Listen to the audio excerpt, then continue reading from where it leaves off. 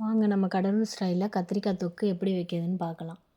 First எண்ணெயை ஊற்றி கடுகு, சீரகம், பச்சை மிளகா, கருவேப்பிலை போட்டு கத்திரிக்காய் போட்டுட்டு நல்லா வணக்கி விட்டுறணும். வணக்கி உப்பு லைட்டாக போட்டு கொஞ்சம் நல்லா இந்த பக்கம் அந்த பக்கம் பிரட்டி மூடி வச்சிடணும். மூடி வச்சுட்டு கருப்பு கலர் எள்ளு, வெள்ளை எள்ளு இருந்தாலும் வெள்ளை எள்ளு போட்டுக்கலாம். ஏன்னா கருப்பு கலர் தான் கிடச்சிது. அப்புறம் வேர்க்கடலை, வெந்தயம் இதெல்லாம் போட்டு நல்லா வறுத்து ஆற வச்சு மிக்ஸி ஜாரில் போட்டு அரைச்சி விழுதை எடுத்து வச்சுக்கணும்.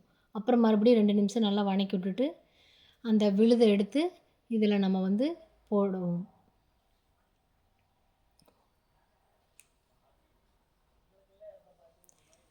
போட்டு லைட்டாக தண்ணியை ஊற்றி புளியை கரைச்சி வச்சுருக்க கொஞ்சமாக புளியை கரைச்சிக்கணும். அப்புறம் மஞ்சத்தூள், வரமிளகாத்தூள் 1 1/2 ஸ்பூன் போட்டு நல்லா வணக்கி விட்டு ஒரு 1/2 ஸ்பூனு தண்ணி மட்டும் ஊற்றி விட்டு நல்லா வணக்கி விட்டு திரும்ப மூடி வச்சிடணும். நல்லா சுண்ட வச்சு எடுத்துடணும்.